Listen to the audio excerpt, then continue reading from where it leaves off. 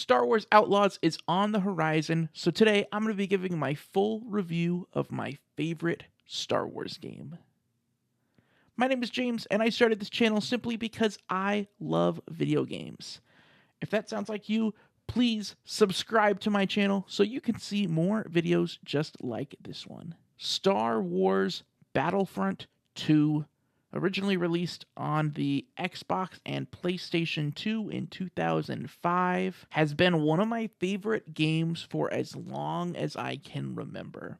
While I didn't own a PS2 or an Xbox, one of my neighborhood friends did have the game on PS2, and I remember going over to his house and playing this game all the time. The Xbox version of the game is backwards compatible on Xbox One and Xbox Series X, which is where I still play the game to this day. And to this day, I probably jump in about once a month and restore order to the galaxy in Galactic Conquest. And it's always fun just to,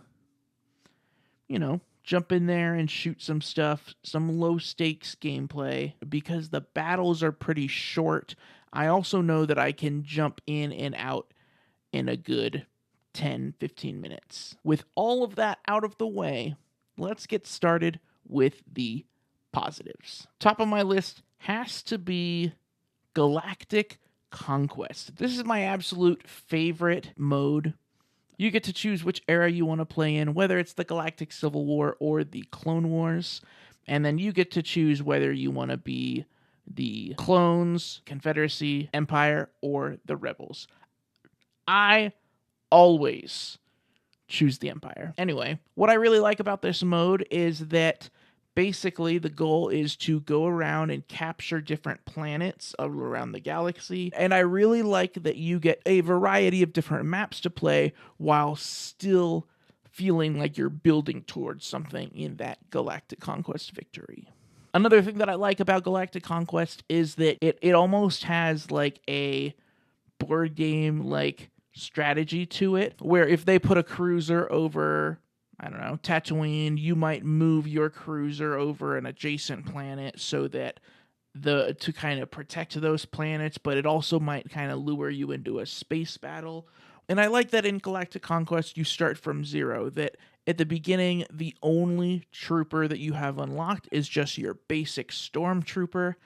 And I also like that by capturing planets and winning battles and destroying enemy fleets, you can gain more credits, and then you can use those credits to buy bonuses, whether it would be the sabotage bonus that will damage enemy vehicles for this battle that you're about to play, or the leader bonus, which as the Empire will usually let you either play as Darth Vader or Emperor Palpatine for that battle, which is pretty cool. And then you can also use those credits to unlock different kinds of units as well. My favorite was always just the basic Stormtrooper, but if you're trying to kind of round out your team and round out the people that you have around you, it's probably a good idea to unlock the Sniper or the rocket launcher guys or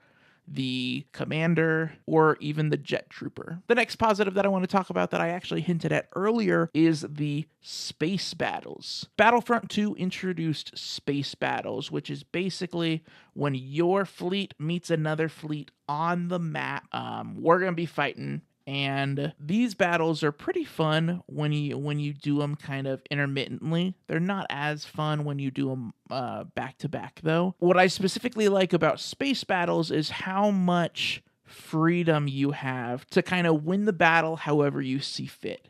And all you have to do is get 180 points, and you can do that however you want. So for you, if that means taking on the role of an Imperial pilot and jumping in a TIE fighter or TIE interceptor and taking down X-Wings, Y-Wings, and A-Wings and shooting up whatever you can, That's one way to do it. You can also decide that you want to be a TIE bomber and then go and target the critical points on the enemy cruiser, like the engines or the command deck or the life support systems. If space combat's really not your thing and you find yourself to be more of a Marine, you can actually go and fly it into the enemy cruiser and land, and you can get points for taking out enemies inside their own base, and then you can actually even destroy some of the critical points on the ship from inside the ship itself. My number one thing that I would say that I really love about this game is that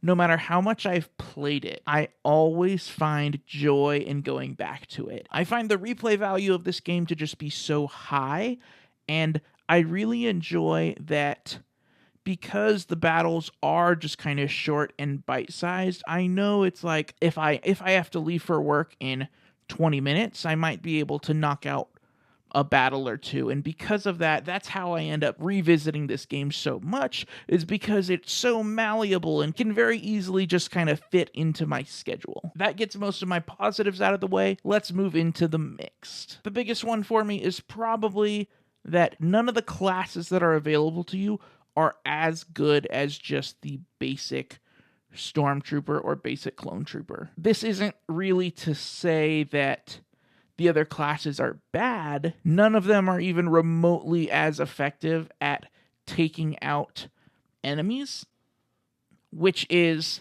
in Galactic Conquest, the only metric that matters. From the main menu, if you do go to like a quick match or something, you do have the option to do like a zone control or like a capture the flag type stuff.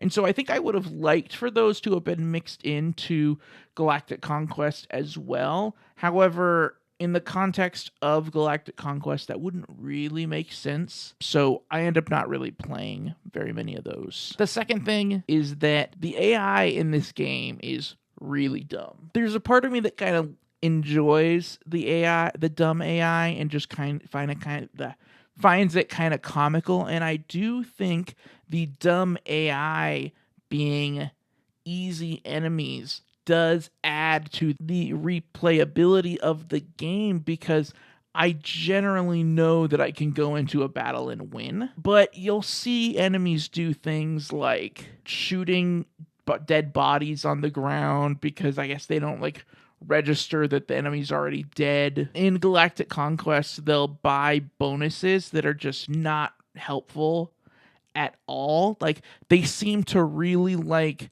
the supplies bonus, the garrison bonus, and the auto turrets bonus, which the auto turrets one is actually probably the best one that they use, except sometimes they'll use the auto turret bonus on space battles. Auto turrets don't do anything when you're not competing for command posts, which is what you don't do in space battles. And then probably the biggest mixed one for me that almost goes into the negative is that this game, while I would say it's a big improvement over the first game, I don't feel like it can fully replace that first game from 2004. There's maps and missions and game modes from the first game that are not included in here, so you have to kind of go back to that first game if you want to play some of those maps and those game modes. And unfortunately, that does bring me to the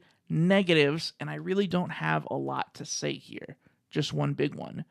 And my big negative with the game is that some of the battles feel kind of one-sided, in that winning on Endor as the Empire is so difficult, and then alternatively, winning on Hoth as the Rebel Alliance is also basically impossible. But it gets to the point where some of the battles will almost feel like they're stacked or they're rigged against you. This is most noticeable on any battles where either team has like the planet inhabitants with them.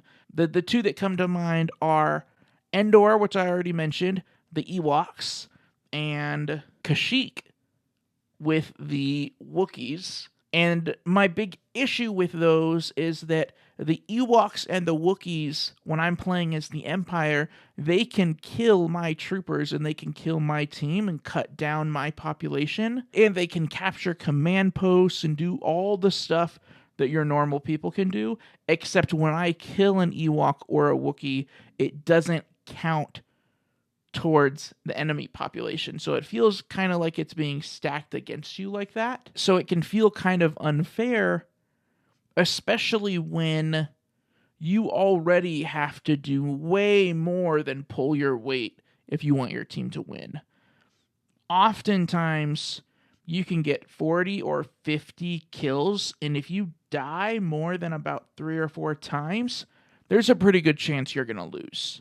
And those frustrations will just be amplified if you also have, if you're being attacked by swarms of Wookiees and Ewoks, and even if you are mowing them all down, you're getting credit for those kills, but it's not actually helping you win the game at all. All of that being said, this is easily my favorite Star Wars game of all time. And that's all I have to say about Star Wars Battlefront 2. Guys, in the comment section, please let me know what you think about this game. And please make sure to subscribe to my channels so you can see more videos just like this one. Thanks, guys.